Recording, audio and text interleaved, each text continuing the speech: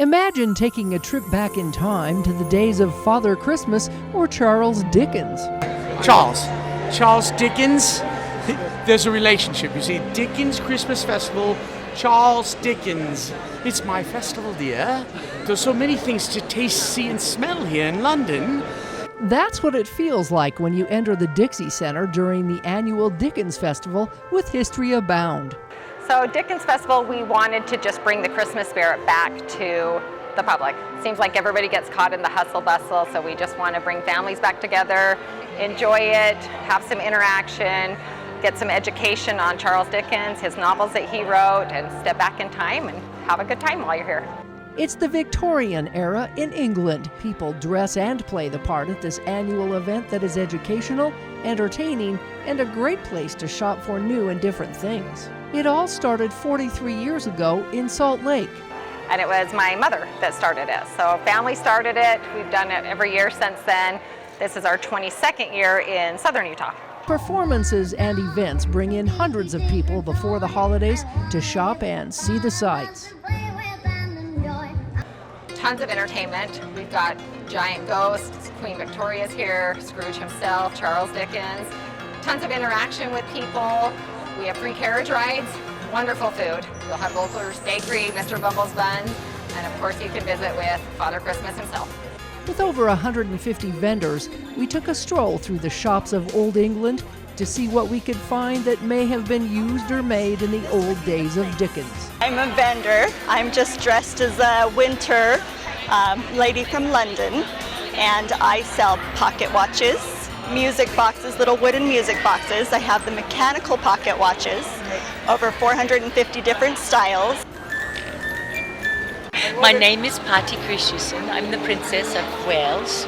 And what are you selling today? I have my beautiful oils from Israel that I've handcrafted, every single one.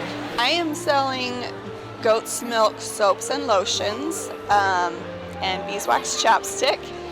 And I know that they've had soap for ever and ever. And the way that they would make the lye was out of the firewood, so that's how they were able to get that done.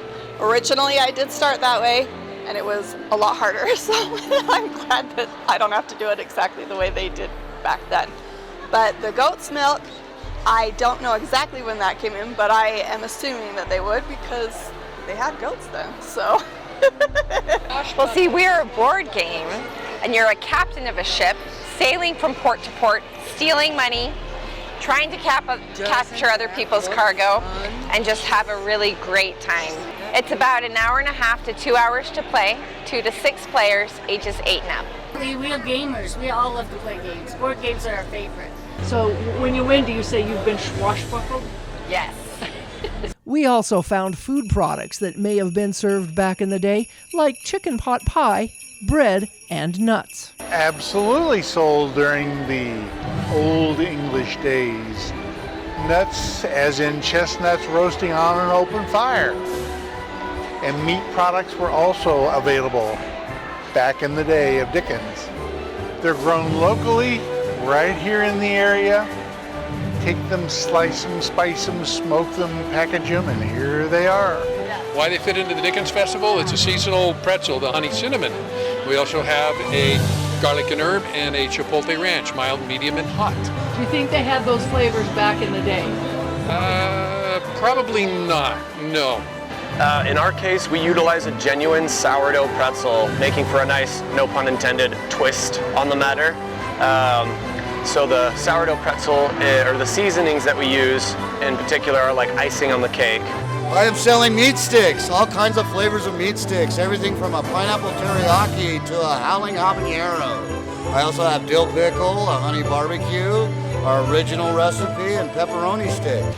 It's all made in Camas, Utah, from sourdough start from Austria, from his grandfathers. The sourdough start's probably 80 or 90 years old. And then we've kind of zhuzhed them up with a lot of cheese. We got bacon, we got garlic, we've got some with cranberries, cranberry walnut. We've got the Christmas Stollen, which is a once a year kind of bread. It's kind of the ancestor of fruitcake. It's a traditional Austrian Christmas bread with dried fruit and rehydrated rum-soaked fruit, and then it's all frosted.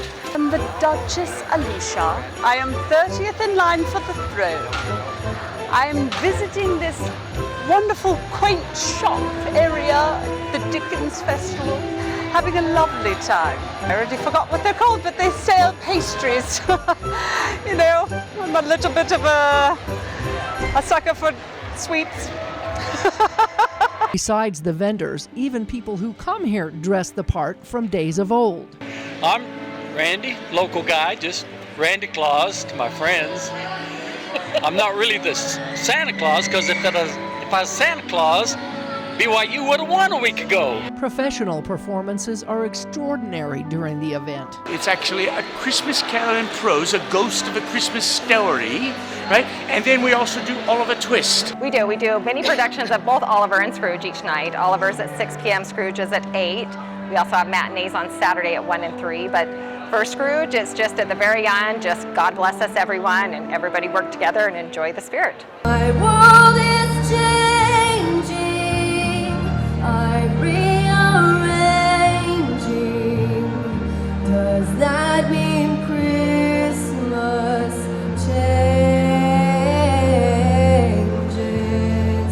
too?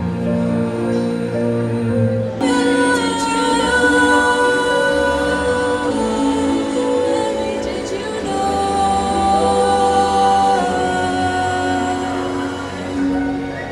Washington County school children ages 12 and under get free passes. By purchasing a ticket at the front door, you can help with the educational purposes of this event, as well as other charitable organizations. We are a not-for-profit for children's education, so we have lots of educational areas throughout the festival that teach the children different ideas, kind of what happened back in the 18th century. We donate money every year to a different charity. This year we are giving to the Children's Justice Center and the Doctors Volunteer Clinic. So don't be shy, give it a try. There's something for everyone at the Dickens Christmas Festival. Happy Christmas to you, dear. From the Dixie Center in St. George, Melissa Anderson, Community Education News.